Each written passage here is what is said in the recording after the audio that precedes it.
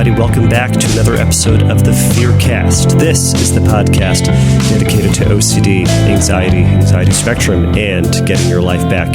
I'm your host, Kevin Foss, and I'm a licensed therapist specializing in OCD and anxiety disorders. Thank you all so much for joining me today. For those of you who are new, this is a question and answer based podcast where you can go over to fearcastpodcast.com, send me a question about OCD or anxiety or how to treat it, or how to help a family member, or how to deal with compulsions. Whatever questions you might have about any subtype of OCD, you can ask me a question over at fearcastpodcast.com, and I will likely put it up on a future episode. You can also send me an audio question, which will send your question up to the top of the list. You can send me an audio question over at Instagram. I'm Fearcast Podcast over there. You can also send me a shared Google Doc or shared Google Drive. I mess this up every week. And send me the link to that, and I will put that up on the next recorded episode. So today, everybody, again, first, thank you all for joining me today and being so patient with my voice and being sick and things coming out late and me sounding weird. This has just been rough, and I appreciate your patience and understanding with it all. So for today's episode, I was joined by Dr. Lauren Wadsworth. She is a psychologist who her and her team are making some recommendations for some changes to be made to the treatment of sexual orientation OCD. So we talked all about these new recommendations, some research that's coming out in support of this, and we branch off as well into discussing some recommendations that she's making for some adjustments to the treatment of kind of racist-related or racially related obsessions that can sometimes occur within OCD. So it was a really interesting conversation. And I think it was, and I think you'll find it really interesting as well. So before we jump into it, let me tell you a little bit about Dr. Lauren Wadsworth.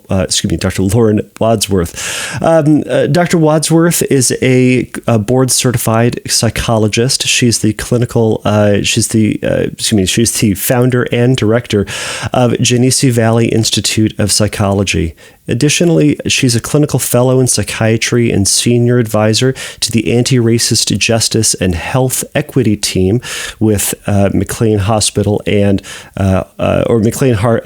Hospital, which is part of Harvard's medical school. So she has done a ton of research, and additionally, one of her articles, or one of the articles that we talk about, I'm going to link to the episode page at Fearcast Podcast. So if you'd like to download and read that article, you can go over to the episode page at Fearcast Podcast. So without further ado, everybody, here is my discussion with Dr. Lauren Wadsworth.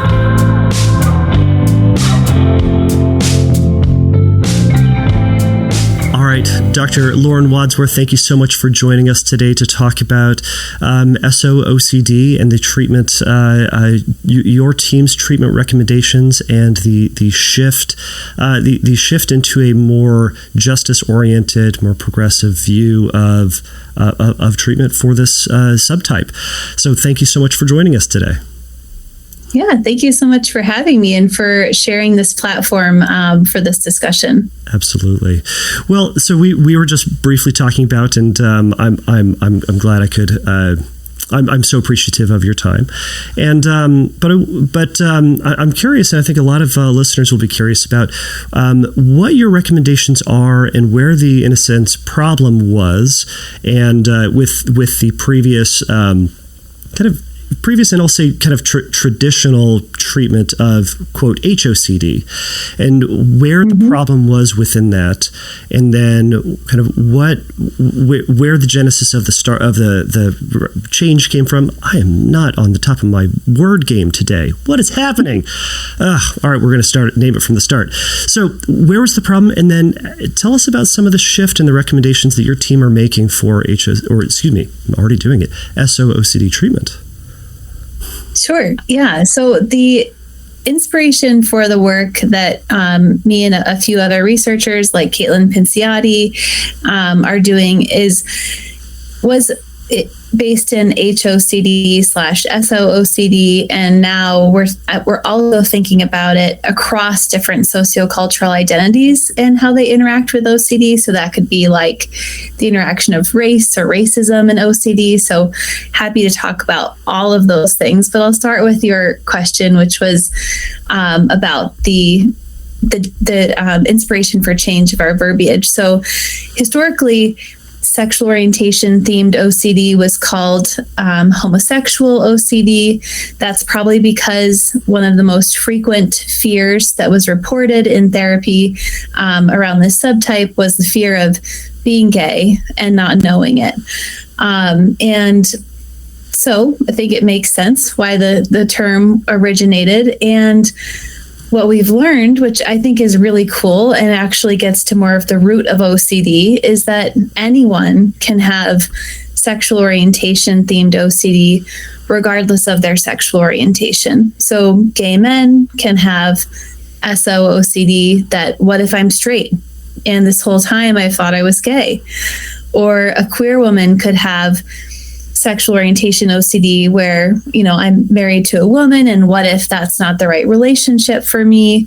What if I'm really going to be happy or meant to be with a cis man?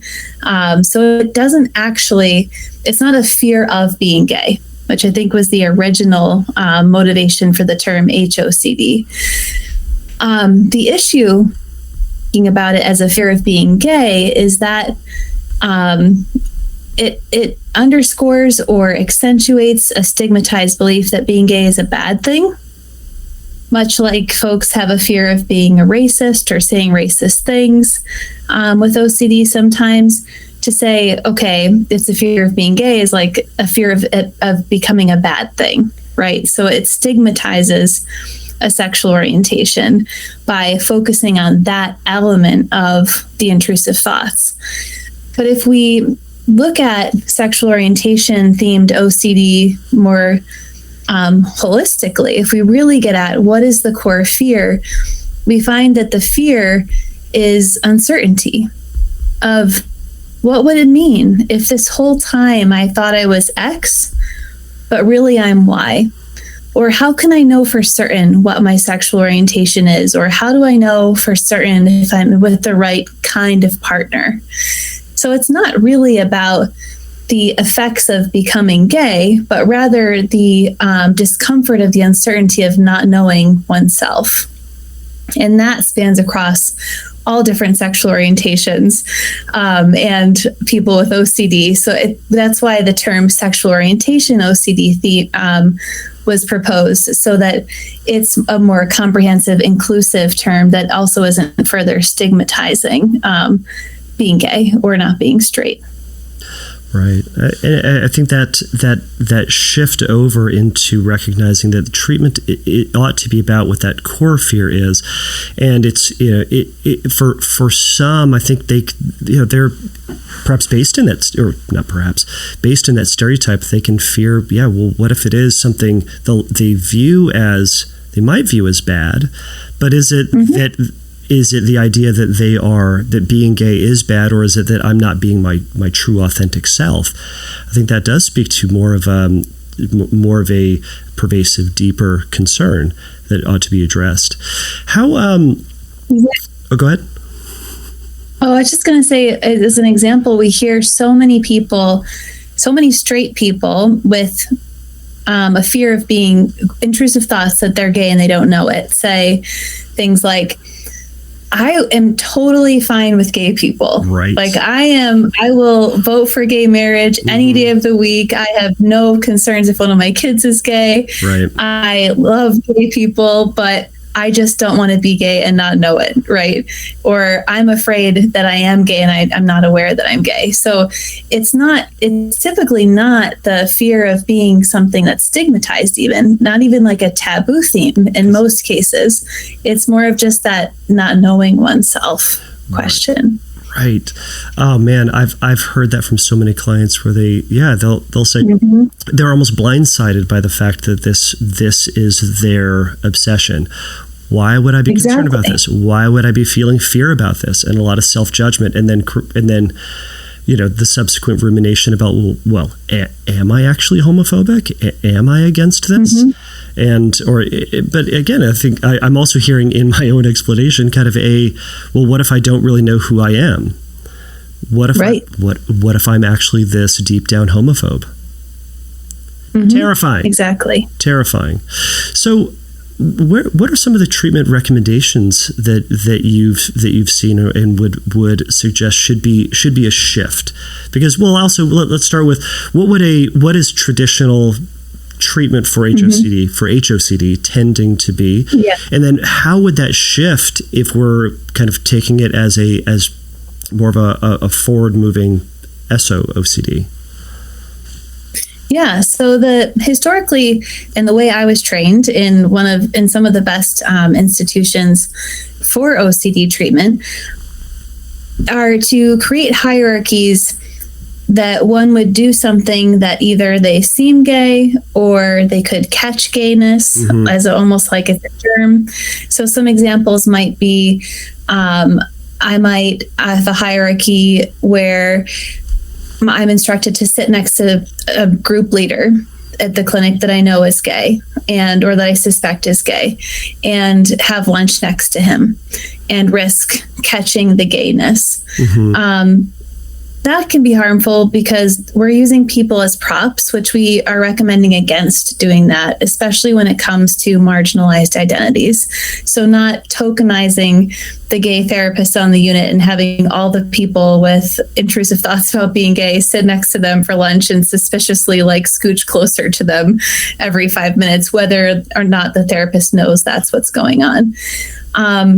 You might also have things on your hierarchy, to your point about fear of being a homophobe, of saying homophobic slurs and repeating those over and over. You might have a script where you're describing coming out and the catastrophes that follow that and all of the ways it ruins your life to be gay, which I'm sure there are many therapists hearing this now that are thinking, oh my gosh, I've recommended these scripts. Those are the things my client was afraid of, so we wrote scripts about it. I see you raising your hand. I've done these things, yes. Yeah, exactly. And so what we are recommending is, instead of those types of traditional exposures, we take a more justice-based approach, which would be, instead of writing a script where your life ends and the world's on fire because you're gay, maybe you write a coming out script and there's a neutral to positive response, where still you end up being gay, right? Which was the intrusive thought. And it doesn't have that stigmatizing the world burns because there's another gay person on it. Instead of saying homophobic slurs, you might, as a client, argue against or argue the importance of not using slurs in our language. So you might be having an advocacy role play where you're acting as almost a queer or a gay advocate, which would probably trigger the fears of having that identity, but doing so in a way that's less stigmatizing and harmful. You might have the person draw a giant rainbow flag and post it on the unit or post in their bedroom. Maybe have them wear a rainbow pin or bracelet around their lives for a week or two, and risk people thinking that they're in the community while also making more positive symbols in the world. Old traditional ERP would have said, act gay, right? And then we don't want to do that because that's against leaning into stereotypes. We might instead watch videos that are created by LGBTQ directors or showing, gay or queer relationships in a way that's affirming, and sit with whatever feelings come up watching that. Yeah, I could go on, but you get the idea. Yeah, no, I love those. And one of the things in the article that you sent me, it talked about the differences between a neutral and positive exposures, and I think you kind of highlighted one of those, particularly in the shift from using and leaning into the offensive slurs to being more of an advocate. That sounds like it'd be more on the positive exposure type of thing. Could you talk about the differences between what a neutral exposure would be in this, a neutral, and maybe some examples of other positive exposures? Sure. So a neutral could be you role play coming out to your therapist and they respond with sort of like a nonchalant response. So they're like, okay, how long have you been thinking that for? So like a no energy, there's not a pride parade that comes in the door. It's just kind of like a neutral response. It's not the therapist saying, oh my gosh, that's so disgusting, right? It's not a negative response. It's just so more weird. Neutral. Yeah. Yeah, exactly. And a positive would be something like, wow, congratulations. That must have been so brave to do that. A positive one might also be, like I said, posting a rainbow flag or contributing. Maybe you donate to HRC, Human Rights Campaign, or other nonprofits that support LGBTQ youth, where you're engaging in advocacy or pro-social behavior at the risk of being associated with a community that you're having intrusive thoughts that you belong in, that you're not sure if you do, right?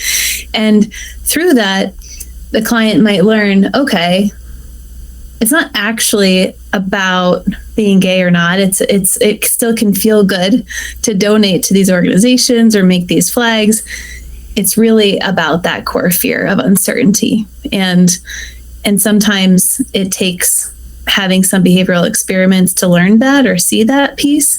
But once the client is aware and can recognize the underlying uncertainty fear, then you can really lean into that and do scripts like, I'll never know what my sexual orientation is. I'll always have a seed of doubt that I'm with the wrong partner. You might have them read Lisa Diamond's literature where it talks about how fluid sexuality can be, and write scripts about that sexuality is so fluid that there's no guarantee that I'll ever have the same sexual orientation over a 5, 10, 20-year span. And leaning into that uncertainty, leaning into the flexibility, the lack of control, and trying to see, okay, alongside all of that change and uncertainty, what kind of life do I want to live? Is it worth staying with my partner, even if I don't know they're the perfect partner? Some of this that you're talking about also is it sounds like it's reflected in the psychoeducation piece that your article mentions. As I was reading that, again, coming from more of a traditional sort of training, some of it can sound very reassurance giving. I guess how do you draw that? How would you describe the psychoeducation components within your recommendations?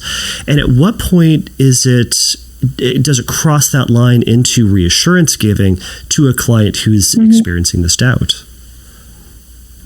Yeah, it's a great question. I love the psychoeducation piece because it is such a thin line between reassurance and education.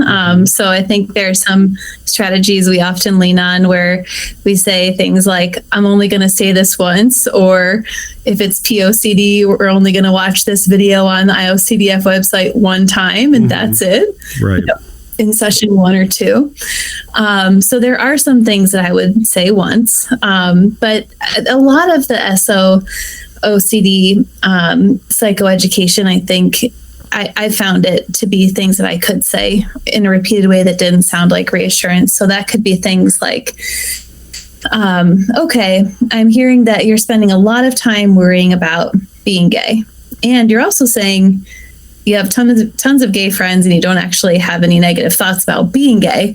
So I wonder if we could dig a little bit deeper. What would it mean if you were gay? And try to do some of that downward arrow to help them figure out the underlying uncertainty, fear. We might also talk about how, doing psychoeducation on the fluidity of sexuality is probably more triggering than reassurance in most cases. So I think using that, leaning on that research maybe as an exposure, or if the person is willing to go into that, could be educational and not reassurance. But I don't know. myself getting stuck in a lot of reassurance traps, because what I'm really saying as a therapist is, you can't know. You can never know. There's no computer I can hook you up to check your sexual orientation. And the more you're engaging in the questions and the doubt and trying to figure out the answer, the more it is becoming about something that it wasn't before, right? So if you're spending all of your time thinking about, am I gay or not, while you still love your cisgender, other opposite gender partner, then your life is becoming about something that it wasn't before. So OCD is forcing or causing you or motivating you to spend a lot of your time creating a different life than you would be living otherwise. So what if we were to try to stop engaging in the question answer and the investigation and just see what happens from there? It's going to be torturous, because that's going to mean sleeping with your husband and not knowing if he's the right partner, or if you really should be trying to hook up with women to figure out if you're more attracted to them. Which never works. Never works. Yeah, which never works. And obviously, I mean, even if the person did engage in some ritualized sex, then, and they're sleeping with new people for the first time compared to their partner of 30 years, there's going to be a higher level of excitement, regardless of sexual orientation, potentially, which could be even more confusing. So I really focus on reducing rituals and mental rituals, physical rituals, and trying to help them see that the identity confusion is coming from trying to answer the question. Not necessarily an internally driven identity issue. Do you know what I mean? Yeah, and in essence, I've tried to explain this to my clients as well. It's like the solution OCD suggests to get out of this conundrum is by solving the question that it's giving you. But instead, the solution is actually the tolerance of the presence of that question being there. Mm-hmm. Right. Exactly.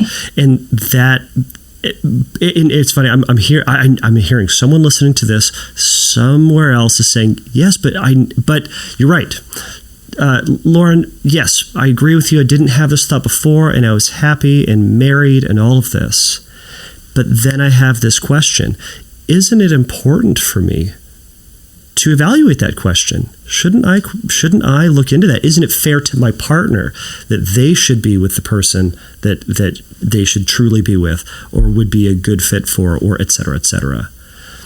How do you address someone's doubt where they're now saying it's a valid question? Shouldn't we know? I would lean on the two questions that Carol Hevia at the OCDI taught me, which was, do you have OCD? Yes or no? Yes. Maybe. Is this something your OCD focuses on? Yes. Okay, then we're not answering it. And if they're like, you just said maybe, right? Maybe this is the first time someone's coming to therapy and this is the first intrusive thought they've had, or they're not convinced it's OCD. All right, well, let's go through the diagnostic criteria then. Are you engaging in repeated behaviors? And I would go through that list with folks to see, does this sound like OCD? Because again, I can't hook you up to a computer and tell you this is a question from OCD. I'm pretty sure it is. Mm-hmm. We can look at some of the data to get a good idea. And if they're still not convinced, I'll say, all right, are you willing to give it 3 months? Can we put it in your calendar that on January 16th, you're allowed to start having sex with people, asking the question, following it up. But you're going to give me 3 months or however much time you're willing. Maybe it's 1 month to start of really, really trying to resist the rituals and just see what happens. Because the more we try to engage in the back and forth, sometimes the more room there is for OCD to say it's different for me. It's different in this situation. So sometimes I just set a date, literally have them open their calendar app, What time is it going to be of day? Noon? Okay, that's the day. And between now and then, we're committing to this, treating it like it's OCD, whether it is or isn't. And again, what another great opportunity to lean into uncertainty there. Me as a therapist, not knowing for certain if this is your OCD, but we're going to try this out if you're willing. Right. And then I can imagine then part of that is when they get caught back up in their compulsions and going through their reassurances. It's like, well, all right, does then the clock reset then? Because you haven't been giving it the old college try in resisting the compulsions. Yeah. It depends. If they give me 3 months at first, then I might give them a week or two of backsliding and then stick to the January 16th. But if it was a 2-week window, then I might start it over. You're very generous. Very generous. And to the point about psychoeducation, though, I also agree. I think that at the very beginning of treatment, there ought to be some elements of things that are reassuring, the things that are grounding in truth. They can sound like reassurances, but they are, and they can become reassurances. It seems cruel to, on day one when someone comes in, to give them an Olympic level, graduation level exposure. Right. And say, oh my gosh, right, Dr. Wadsworth, I think that I'm gay. For you to go, you probably are. There are going to be some changes in your life. Good luck.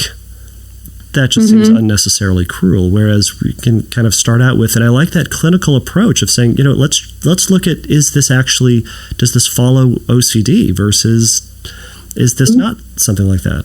And to that point, your article had an element of kind of drawing the differences or citing some differences between what SO-OCD rumination looks like versus SO rumination looks like. Can you draw the different, or can you talk about some of those differences? Since I know, yeah. Do you mean like between having an identity shift and having an OCD obsession? Yes. Yeah. Okay, I think this is more of Dr. Pinciotti's specialty, but I can talk a little bit about that from my perspective. Okay. So thinking about an identity shift, we probably notice more feelings of excitement, more longer term curiosities about attraction to a certain gender or gender presentation. We might have worries about what's going to happen when I come out. But it feels more controllable, and there's more of an excitement factor. There's more of a grounded factor. Whereas with SO-OCD, it's more, it feels more panicky. Sometimes I'll just ask people, is the way you're describing this like the way you've described other intrusive thoughts to me?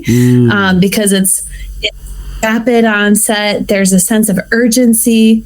There's that like wide-eyed, like, blah, blah, blah, blah, blah, blah, blah, blah. This is everything I've been experiencing, right? Right. And that's not typically how people come out. Typically when people come out, it's a lot more shy. There's a lot more like trying to gauge if the therapist is like okay with this or not. There's more like problem solving. How am I going to navigate this? It's a slower process, a longer process versus this like sudden, rapid, intense, urgent profile that OCD tends to have. Yeah. Yeah. Yeah. Okay. Yeah, no, that can be, I'm sure you've seen this 1,000 times, is that's some of the primary, or one of the concerns that folks have when they come into treatment. Like, well, isn't this something, I'm feeling all these feelings, I'm feeling all this worry about this. Isn't this indicative of someone who is coming out? And yeah, and I feel like that can be part of that psychoeducation process, is looking at what a kind of traditional or typical process would look like for someone having that identity shift versus someone who's going through an OCD process. I love that question of, is this the way you've responded to other obsessions in the past? Well, if it looks like a duck and sounds like a duck, let's, not treat it like a platypus. Exactly. Yeah. Another difference that comes to mind is that if someone's experiencing a shift in their identity, whether it's from gay to straight or straight to gay or queer, whatever, there's probably more of like primary emotions of sadness and shame about these changes or what the consequences might be. Where when I hear sexual orientation OCD, the primary emotion is always anxiety. And that like fast rush, that like intensity, that's just so different. It's like we've talked about it, me and my colleagues, it just like feels different, like when you're in the room, you just know as a therapist, and sometimes it's really hard to explain the knowing, but it just feels different. There's like, and this could be so triggering for someone with OCD about sexual orientation to hear, but from a therapist perspective, there's a groundedness and like a weight to an identity shift, whereas OCD tends to be flighty and fast and just different in the room. Yeah, it can have it can have a sense of urgency and this right now or else feeling. At least that's how I describe it. That's how I experience it. It's I've got to know this, or else everything is on the line. And it's typically very few things are on the line in life. Yeah. I think it's important. Go ahead. Go ahead.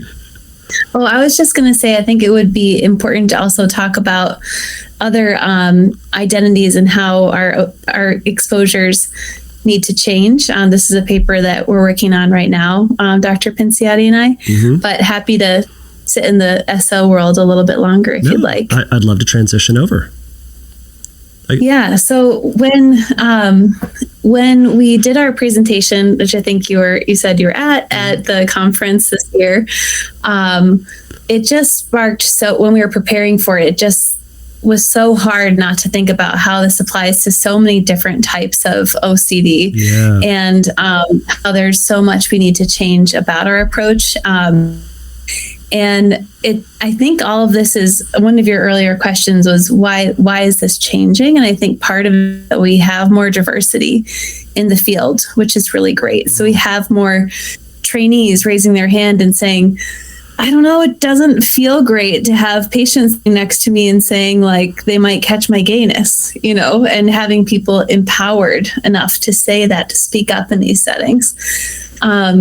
Another example that is coming up a lot that we're talking a lot about is fears about being a racist or having race-related themed OCD. Right. And again, typical exposure, traditional exposure would be to say racial slurs over and over and over for an hour, right? On the unit or out loud or wherever, loop tape. And I've had some colleagues say, as a Black clinician, it is extremely violent to hear people recommending that. It's hard to hear the N-word, at my rounds. It's hard to imagine that my white colleagues are telling their patients to say the N-word and to repeat it. And something Dr. Pinciotti said is, we don't actually want people to get more comfortable saying racial slurs. What actually is happening is that the person is afraid they're going to sound racist, right? Or say something racist or slip up and use a racial slur. But it's not that the goal isn't to get better at that. The goal is actually to learn how to talk about things like race and identity and risk saying the wrong thing and to keep going and act in line with your values, right? So similarly, we're trying to shift our understanding of what the core fear is. Does that make sense? It does, and I can imagine. I can imagine potentially some criticism about that approach might be, if we're working with someone with harm OCD, we might have them holding a knife. Do we want people being more comfortable holding knives? Yeah, I mean, we do because they need to cook, right? But like holding them up to our throats, I mean, that's something that I do a lot with patients that have harm OCD. I think, you've got a big knife right there. Super fun. I think the difference is that we're not targeting a marginalized aspect of someone's identity. So if you're a white therapist and you have a white client who's repeating racial slurs in your office, in private with the noise outside, is it hurting anyone? Probably not. A lot of people say that's really important for thought action diffusion. But if we want to have a field where Black therapists feel comfortable, then can our manuals say that the go-to is to say the N-word over and over? What is that Black therapist supposed to do? Are they supposed to decide if they want to hear their white client use racial slurs in their office with them over and over for an hour, right?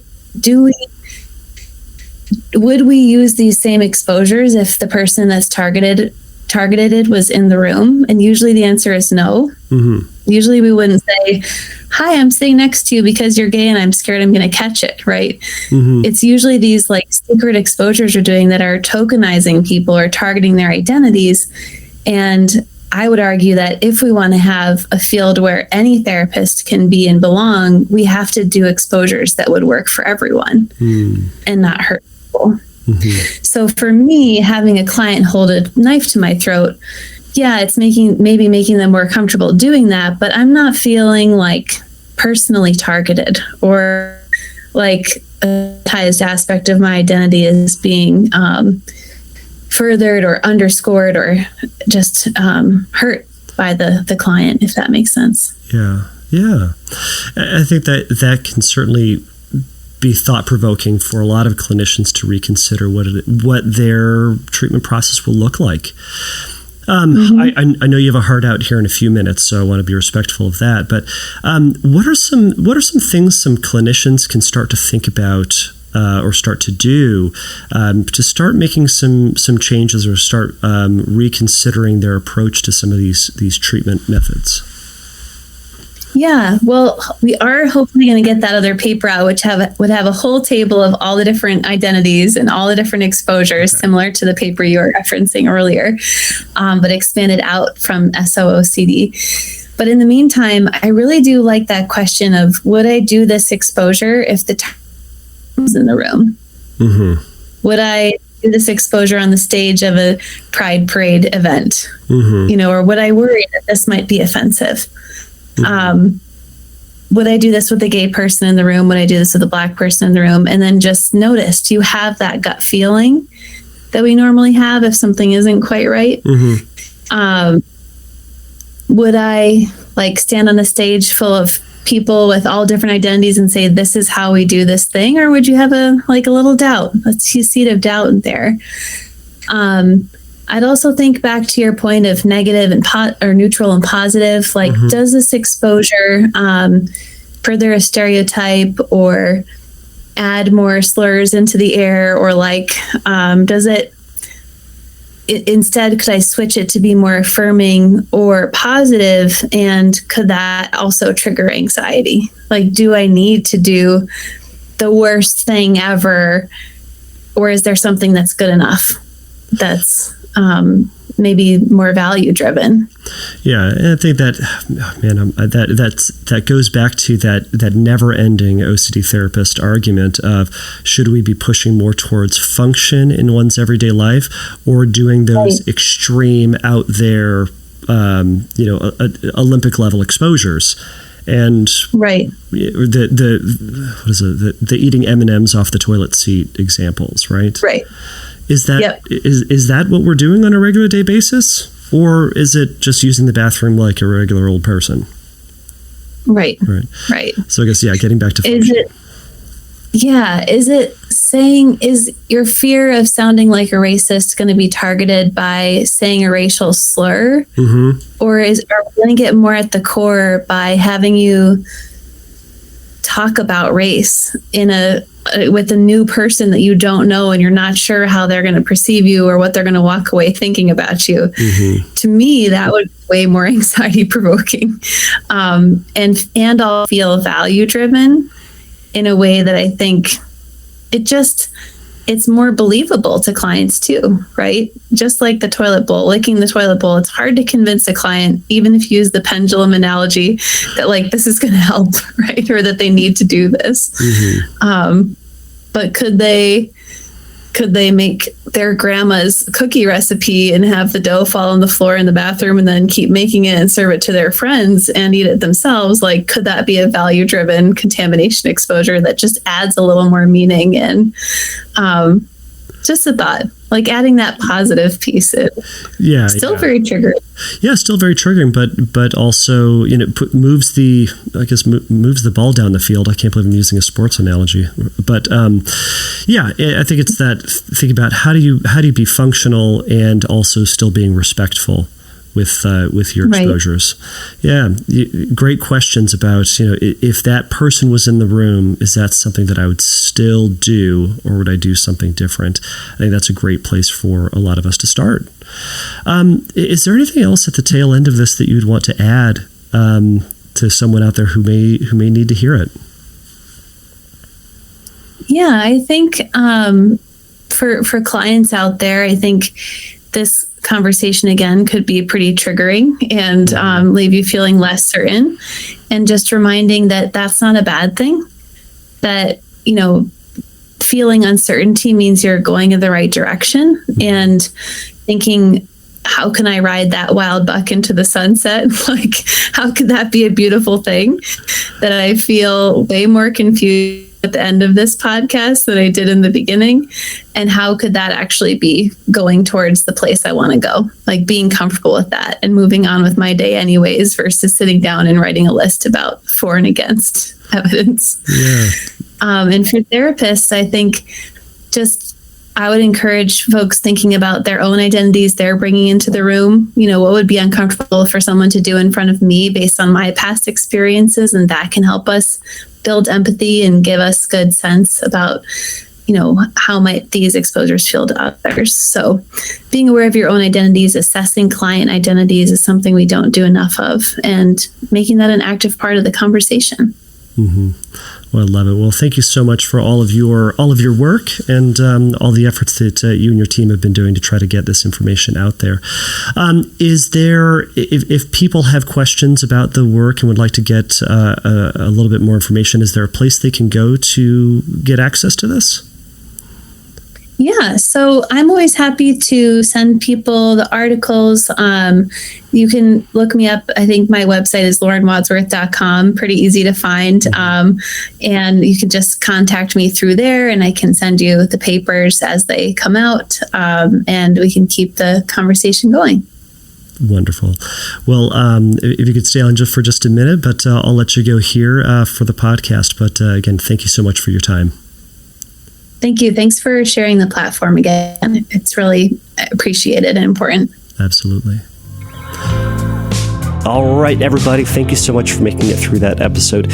Everybody, if you have questions for Dr. Lauren Wadsworth that you would like answered in a future episode, go over to fearcastpodcast.com and you can send me that question when you click on the submit a question link there.